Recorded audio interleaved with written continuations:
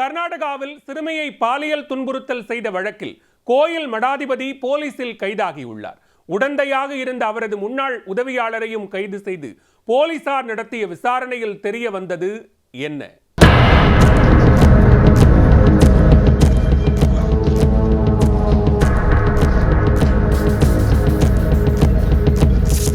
தனது அந்தரங்க புகைப்படத்தை வைத்து மிரட்டுவதாக மடாதிபதி அளித்த புகாரில் அவரின் முன்னாள் உதவியாளரை போலீசார் கைது செய்தனர்.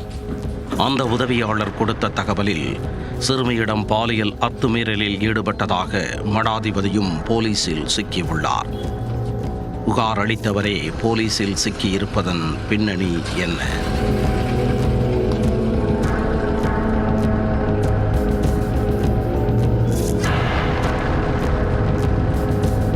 கர்நாடக மாநிலம் துமுக்கூரு மாவட்டம் ஹங்கரனகள்ளி கிராமத்தில் சௌடேஸ்வரி கோவில் உள்ளது.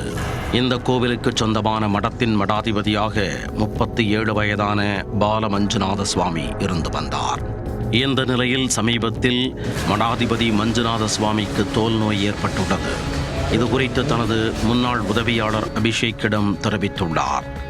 இதையடுத்து பெண் மருத்துவர் ஒருவரை மடாதிபதிக்கு சிகிச்சை அளிக்க அபிஷேக் அழைத்து வந்துள்ளார்.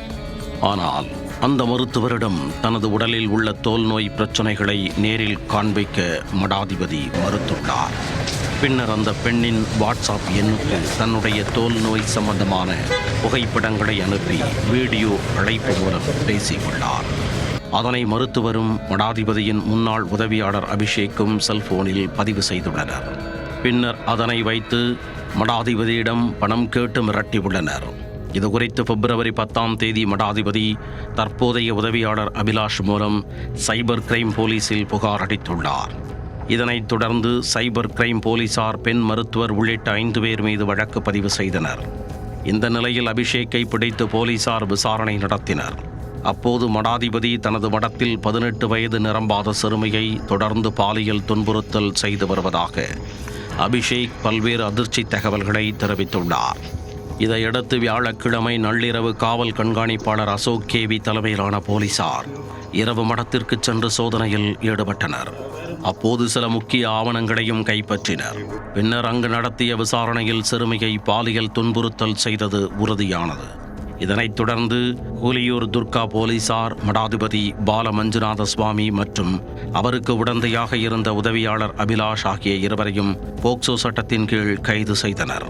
பின்னர் உள்ளூர் நீதிமன்றத்தில் ஆஜர்படுத்தப்பட்டு அவர்கள் நீதிமன்ற காவலில் வைக்கப்பட்டுள்ளனர்.